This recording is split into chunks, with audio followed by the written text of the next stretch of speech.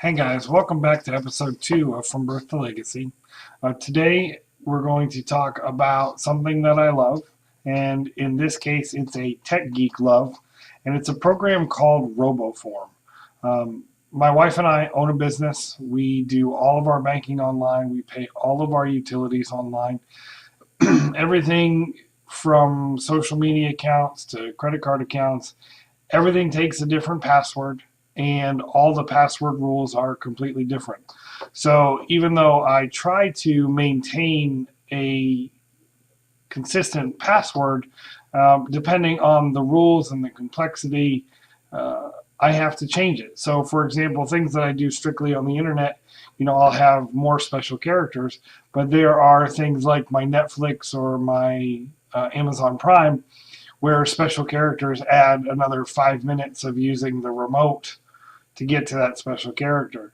So I found a program a couple of years ago called RoboForm, and it's a password storage system. There are plenty of these out there. You may have even heard of it. I'm just sort of talking about it because I've enjoyed it. I continue to use it to this day. And it's real easy to use. It's real easy to access your forms. And then if, in addition, my wife bills insurance companies, so the billing is just one big form, and it saves me a lot of time for autofilling forms. So if you do anything where, you're completing surveys or, like I said, billing insurances or some sort of marketing that requires you to fill in a lot of forms, you can save all that data and information, and it's really flexible. You can have multiple accounts within RoboForm. So I have my account, my wife could have her account that has her programs. So all the stuff that I deal with doesn't interrupt her or get in her way when she's trying to look for something. So anyway, it's just a cool program. I enjoy it. There's 100 programs like it out there. RoboForm's just the one I use. If you're interested in checking it out, I actually have my link in the description of the videos. Just as a full disclosure, it is an affiliate link, so if you end up buying the product, you will be supporting me and the show for doing so. So if you go ahead and do that, I want to say thank you beforehand. I appreciate you listening and checking out RoboForm. It really is a cool program. It also has a mobile app, which isn't so great for logging into your mobile websites or stuff. Like if you want to check a credit card balance where your credit card company doesn't have an app, or a website or whatever that's outside of the realm of there's an actual app on the phone.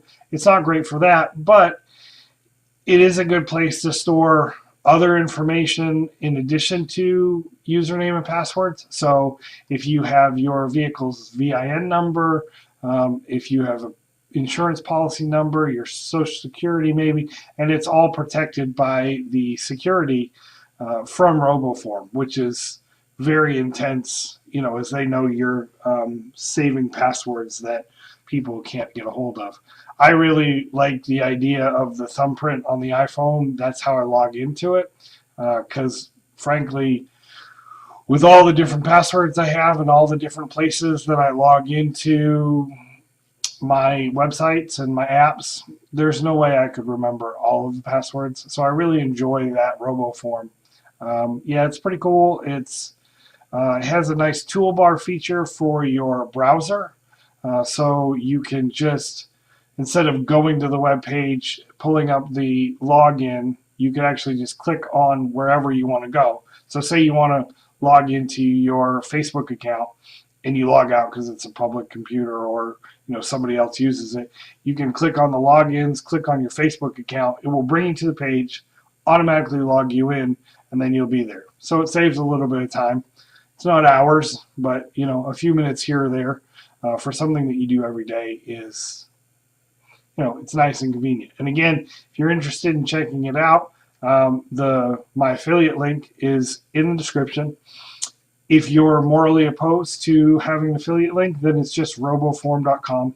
Like I said, it's a cool program. So that's something that I love today. It's something that I'm sharing with you that wasn't as sentimental or intimate as it was yesterday. So now we're on to our Would You Rather segment or question. And the question today is, would you rather lose all your valuables and money, or would you rather lose all the pictures you've ever taken? This one I could see being a difficult question. If you're in a position where you work very hard for everything that you have, money is tight, you don't have a lot of valuables, it would be hard to lose those, and you could make the argument, well, I could always start over and take pictures. I have a lot of entrepreneurial minds on my Facebook, and I think I would know that they would say, well, I'll lose all my valuables and money because, I can start over doing these digital marketing entrepreneur paths, and I'd make all that back. I certainly do think as far as replacing losing your money and valuables would be the easier thing to take if you had the skills to recreate that way to make money and to recoup those valuables. If it was forever, like would I rather lose my valuables and money forever and keep my pictures and continue to keep pictures, or would I lose my pictures and my ability to take pictures?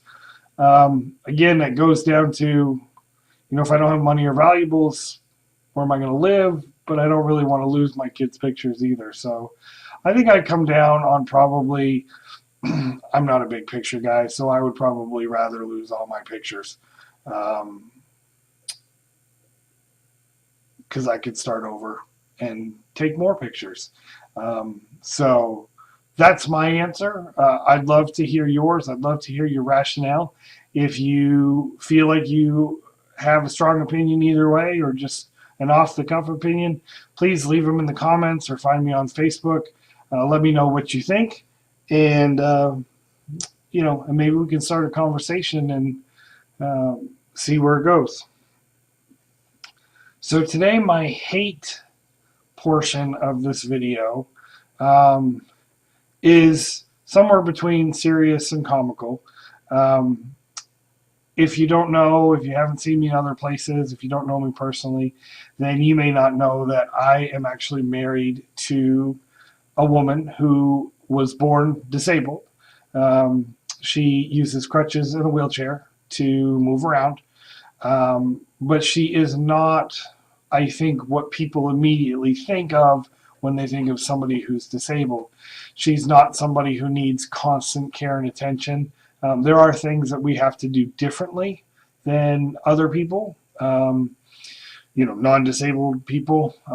My favorite term for non-disabled people is a term I read when we were researching vehicles for my wife, and this guy called able-bodied persons walkies. So people who are not in a wheelchair are walkies. And I thought that was great and hilarious, because I am, as you will come to learn if you continue to watch my videos, I'm a big proponent of not allowing words to take up space in your head because they don't mean anything. And this extends to the point where occasionally I will call my wife a cripple.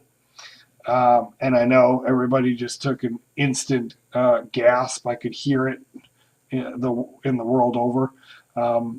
But to me, a word only gives negative meaning if you allow it and if you intend it. The fact is, according to the definition of the word cripple, she is indeed cripple. It's not derogatory. I don't mean it derogatory. She doesn't take it derogatory. So there's no negative power with that word. So anyway, I can't stand these internet articles where it's like 10 things you should never say to a disabled person. And I'm going to pull these up to read you a few and give you my feedback. And the reason that I can't stand these, oh great, my internet's working like crap today. is just because they don't really move into a deeper thought process. It's sort of just a surface off the cuff thing, and there's no real deeper thought behind the idea of where these questions come from. Now, I would be willing to say that most people who ask these questions aren't really thinking about the actual needs of the person with the disability, but I think they're appropriate in some way. So here I'm on this Huffington Post article, and it's 10 things or 8 things you should never say to a spouse of a person with disability, which is me. And the first thing they say is, do you need help with anything? And they say that's bad, off limits. I think that's absolutely ridiculous. If you see that somebody needs help, is doing something that they're struggling with, you should ask them help. Now, granted, you are probably not going to butt in and help me put my wife in the car or take her out and put her in the wheelchair. But if I've got bags to carry, or if I've got children in the car and I know you, I would love for you to walk around on the other side of the car and get my 2-year-old son out of his seat. So it's one less thing that I have to do so that we can move to where we're going. If we're going to a church service, because I have 2 kids, a wife in a wheelchair, and me, we don't always get out of the house on time. So anything I can do to cut time is perfect. So I understand the idea. You're not, like I said, you're not going to help me put my wife's wheelchair in the car. You're not going to open her door and pull her out of the car for me. But there are certainly things that you could do to help that would be much appreciated. And I'd much rather you ask and offer than me have to ask you outright, because, it makes me feel like, hey, I don't know what I'm doing. I could use some help, selfish, ornery, whatever. So the second one is a good one. I've actually gotten this one. It says, you're such a good person. And I'd like to think that was true, that I am indeed a good person. However, I hope that it isn't just the fact that I'm married to a disabled person that makes me a good person. I have a lot of other qualities, a lot of other things that I'm passionate and care about. And, telling me that I'm a good person sort of randomly really comes out more as rude than anything. Like, wow, if you weren't married to somebody who was in a wheelchair, you'd be a terrible person.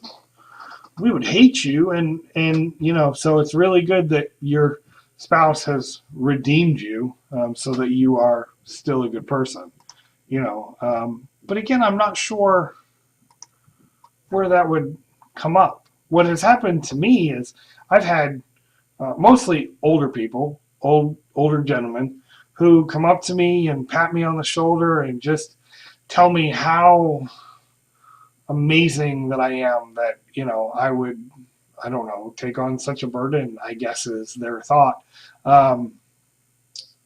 And then they tell me about how, their wife, before she died, I was in Cracker Barrel once, and this guy was telling me how, his wife was confined to a wheelchair, the last 5 years before she died. And I'm like, well, that's close, but it's not really the same thing, because it was only 5 years. You guys were both elderly at that time. You had spent your entire life with her out of the wheelchair, and there's a big difference there. So it is funny what people will come up to and talk about. There was another instance that wasn't about being a good person, but my wife has a family genetic issue. My kids have it too, where their feet swell. It's just sort of a constant puffiness. And my daughter doesn't have it as much, and my son is starting to lose it. And I think part of it is because they get up and they play, and the circulation is natural. While being, crutches, wheelchair, the circulation isn't great. So her foot stays swollen. So we were at Outback one night. I don't know if I can say that. We were in a restaurant, a steakhouse one night, and this elderly couple across the aisle from us was sort of giving us this weird look. And I made eye contact with the woman, and she came over to our table, sat down in a chair at our table while we were eating. and looked me straight in the eye and said, "You know, you really should take your wife's shoe off and elevate her foot because her foot is so swollen." And I looked her right back in the eye and said, "Well, thank you very much for your opinion, but I don't believe you know what you're talking about." And then she went on to tell me that she was a nurse and blah, blah, blah. And then I had to get into the medical history of my wife and tell her that, yes, I understand, but this is something that happens all the time. We've had it checked out. We've gone to doctors just to be sure. And it's not a big deal. So if you ever, see somebody with a disability or a family with a member that's disability, if you want to talk to them, say hi. That's great. It'll be a little weird. But please don't try to push on medical advice. Even if you are a medical professional, coming up to them and saying, "Hey, you should look at this," not only is extremely rude, but also basically tells the disabled person and their spouse that they're too stupid to have seen it and not gone to the doctor and get checked out. So if you do that, or if you want to do that, or if that happens in your life, please don't. Wait for them, obviously, to talk to you or whatever. So the third thing in this list, it says, what happened to her? And they say this is like, don't ask what happened to her. I'm not sure why that's an issue. Maybe it's the tone of, whoa, what happened to her? But I think that part of the stigma and the mystery of disabilities is that nobody wants to talk about them. My wife is incredible. She works with children every day. She's a mental health therapist. She's a registered play therapist. And children are curious. Everywhere we go, the children from 2 to 9 just stare at her. And I can only imagine their little brains going, "Man, that is so cool. That girl gets such an awesome looking stroller." But I think, you don't know if you've never been with a person or had a family member or a friend who's disabled, you have no idea what it's like. You can imagine, but I will tell you, you're imagining wrong, unless you have some experience. And I'll also tell you that if you go up to somebody and say, "Hey, what's your disability?" Friendly conversation, be nice, get to know them a little bit first, and say, "Hey, what's your disability? Why is it that you're in the wheelchair?" And what that'll do is it'll spark a conversation, and I think it will make the person in the wheelchair less defensive and less shy about their disability. Because if it's a visible disability, if you're in a wheelchair, if you're an amputee, a burn victim, there's a lot of anxiety about what other people think of you in that state, having the disability. And going up and being friendly and talking about it is not a bad thing. It's a huge part of their life. My wife has been in a wheelchair since, she was a little bit older, but she's had CP since she was born. It's a huge part of her life. It just is. So to avoid that topic as a pink elephant in the room really makes it hard for conversation. So once you get to know somebody, absolutely ask them what their disability is, how they got it. Obviously this may be, I can see the only problem here is if you have a vet, who lost a limb and is dealing with PTSD. That's not a topic you may want to address. But somebody who's been in a wheelchair all their life, I think it's okay to breach that once you've built a little bit of relationship. It really is about knowing that person. Honestly, I can't tell you what to do. I can tell you what I think is right. But as I sit here and talking, I'm thinking about all the different examples of people you wouldn't want to ask that question to. But I think what it comes down to, again, is, build a relationship with that person as a person, not with a person as a disability. That doesn't work. I'm married to my wife, and she happens to have a disability. I think they call it people first terminology, which I think is a little snowflakey. But the idea is there that you are looking at the person, not the disability. You can be friends with somebody who has a disability without being all worried about having a disability. So, be smart about it. Number 4, it says let's push her down the stairs. I've been married 8 years. I still say this. I have a really dry, sarcastic, bordering on mean sense of humor. So I still say this, although I am very close. Please don't ever actually take a chair and do it. The only reason that I can get away with this is because Kelly knows that I am not going to, or if I do something like flip her back in her chair quickly to give her a little bit of a rush, I will have the handles and she won't fall. And that comes with trust and practice and being engaged with her wheelchair every day. As an outsider, somebody who is even a friend, you can say that. Hopefully they won't get too offended, but please don't ever take the next step, grab their wheelchair and, pretend to push them or flip them backwards, because you don't know how their center of gravity works. And even just pushing them forward and stopping real quick, if they're off balance because they're shocked, they could flip out of the wheelchair. So don't do that. But it's okay to say. It's funny sometimes. Okay, so here's something else that you're not supposed to say is you two are inspirational. Well, I think that's true. We're not inspirational. We don't do anything different than, we get up every day, go to work, put our kids in school, come home, eat dinner, and go to bed. I think part of what drives that sort of terminology about being inspirational is, I imagine, because there are people in our lives who, everybody else in our life doesn't have a family member with a disability. So even my mom or friends of ours, you all live perfectly full lives. You're busy. You are up in the morning moving until you drop into bed at night. Some of you guys are busier than I am.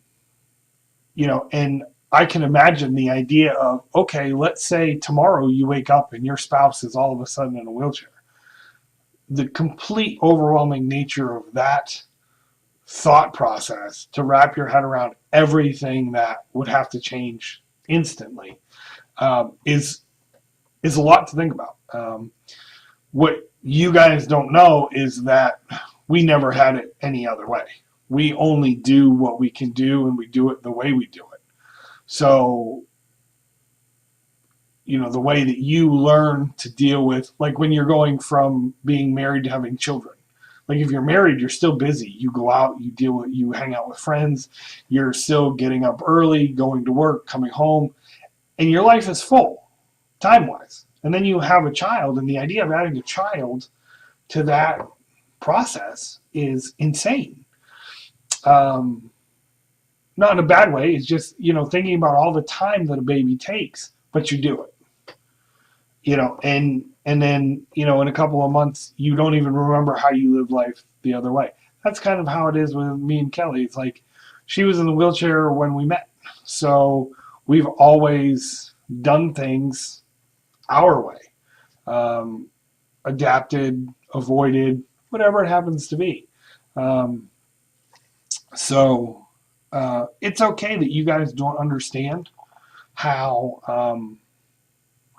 we do our life. I don't understand how you do your life. Especially my favorite one is I have 2 children. I have a 5-year-old and a 2-year-old. That's a lot of kids. And we have all kinds of friends.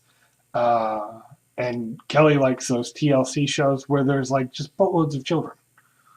I can't imagine. I have no idea how I would be able to function if I had 3 children, let alone 6 or 8 or 21. So it's all your situation, and it comes down to let's get to know the person before we start working towards, hey, you're a miracle, you're a saint. No, not really. We're just normal human beings who have a challenge that's different than yours.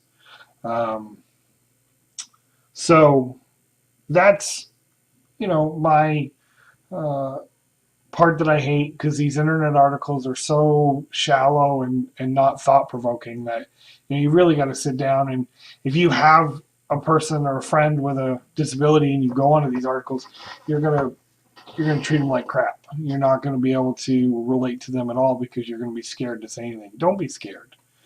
They're human too. They're people with feelings. Talk to them, get to know them. You don't have to walk on eggshells. It's not worth it. Okay, so that's the end of that. My interesting fact of the day is something that I didn't know. And some of you may out there, because some of you people are fact hoarders and your brain is filled with useless information. I'm not one of those. So when I find a new fact, I'll probably look up this fact in 6 months and forget that I knew this and be excited all again. So anyway, the Olympic flag is made up of 5 colored rings on a white background. The colors are red, black, blue, green, and yellow. And the reason that these 5 colors are chosen on a background of white is because one of those colors is in every one of the flags in the nations in the world. So it's sort of a group representation, not leaving anybody out, which, of course, that's the spirit of the Olympics, and I think it's a really, really cool idea. So because my hate portion of this video was so long, I'm going to just give you, just do a random thought of the day. And this is for parents who are in the middle of a divorce or separation. Look, my wife is a registered play therapist. We see kids from the ages of 3 to 18. And a lot of them are dealing with anxiety and depression due to divorce. Stop using your children as a weapon against your spouse. Just stop. Your child is never going to hate your ex-spouse as much as you do. It is not biologically possible just because you hate them. Stop. Stop using them as a weapon. You cannot do it. You are destroying your child's life. Please. Share that with every divorced couple you know.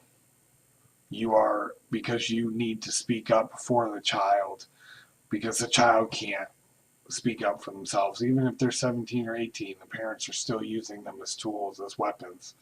And if you have a divorced couple who's doing that to a child, pull them aside and share with them. And if you are a parent if you're divorced from your spouse and you have a child, the best way to make your kid love you more is to be the bigger person. Is to show them that when you interact with their other parent, that everything's positive, that you're upbeat, positive. You don't call names, you don't nag, you don't harass. That's what's going to make a difference later on down the road. As opposed to 10 years from now, your kid's like, yeah, mom and dad hate each other and it was obvious. And they never really showed me love because I was always in the middle. So, random thought of the day, a little bit of a serious note. Sorry, it was just something that popped into my head. So, leave me a comment in this video if you've got anything to say about it, whether a response, if you don't agree with something. Subscribe and share if you're willing to listen to me talk a little bit more. My video formats will change as I move on. I'll still do these love-hate videos, but I'm going to throw some different kinds of videos in too. So thanks for watching. Appreciate you. Have a great day.